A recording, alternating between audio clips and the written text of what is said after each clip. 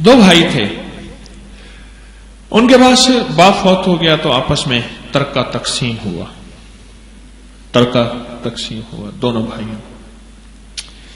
جب دونوں بھائیوں میں ترکہ تقسیم ہوا تو آقا کے 3 بال مبارک بھی تھے، منہ مبارک، ایک ایک بال تقسیم ہو گیا، ایک ایک بال آپس میں تقسیم ہو گیا، ایک ایک بال، اور باقی رہ گیا ایک بال۔ جب ایک بال باقی رہ گیا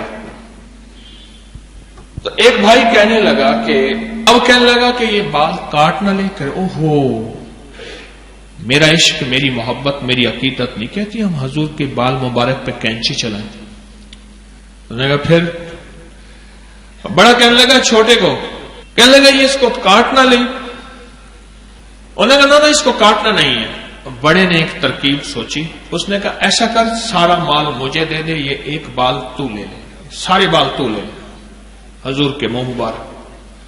انہوں نے کہا سبحان اللہ، واہ واہ، کیا سودا ہوا، کیا برکت ہوئی، چلو ٹھیک ہے، قبول ہے۔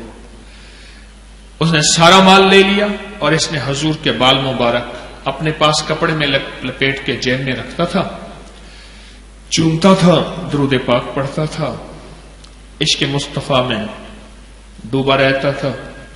قدرت کا نظام، ادھر برکت ادھر کثرت ختم ہوتے ہوتے ہوتے وہ بھائی فقیر بن گیا اور اس بھائی کے غلاموں میں شامل ہو گیا۔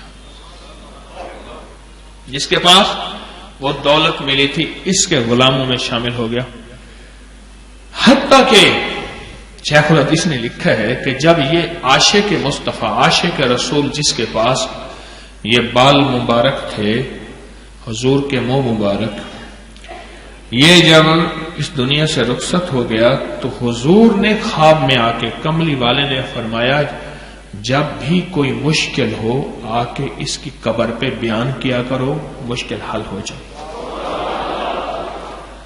یہ فضائل درود شریف میں شیخ الحدیث کا عقیدہ ہے۔ اس ویڈیو کو لائک اور شیئر کریں، اب کری یوٹیوب چینل کو ضرور سبسکرائب کریں اور بیل آئیکن پر کلک کرنا نہ بھولیں تاکہ چینل پر آنے والی ہر ویڈیو آپ کو فوراً مل سکے۔